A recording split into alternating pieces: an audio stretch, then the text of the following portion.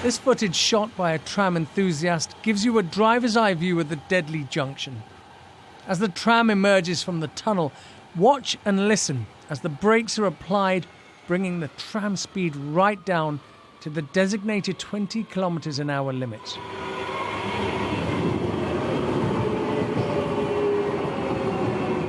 You can see the sign on the left of the track.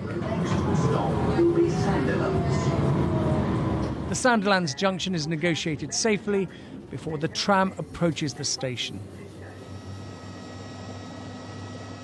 But on the morning of the 9th of November, it was a different story with a devastating outcome. An interim report has found evidence the tram that day was travelling much too fast.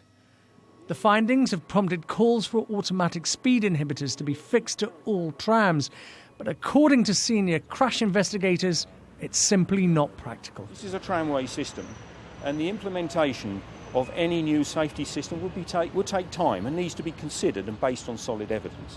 So no, we cannot speculate at this stage on the recommendations we'll make, but we give full consideration to the design issues. The tram set off just before 6 o'clock in the morning from Lloyd Park. It was dark and raining heavily.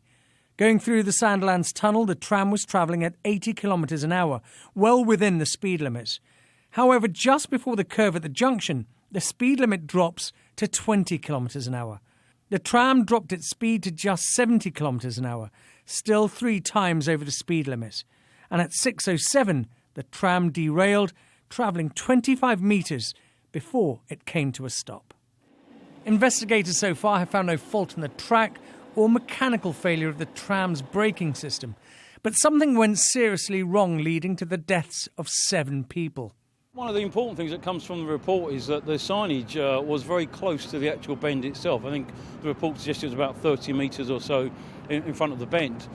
It takes something like 180 metres to stop the train by the time it gets to that sign. So there's a clear need, first of all, to improve the signage so the signage is further along the railway and for the speed limit to be reduced much further ahead as well. The safety record for trams is good, but it's a relatively new mass transport system. Commuters in Croydon told us they have mixed feelings about the network.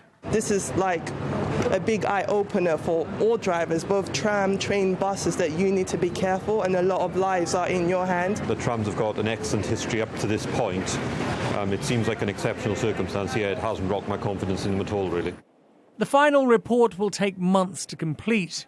Investigators know what caused the crash, but desperately need to find out why.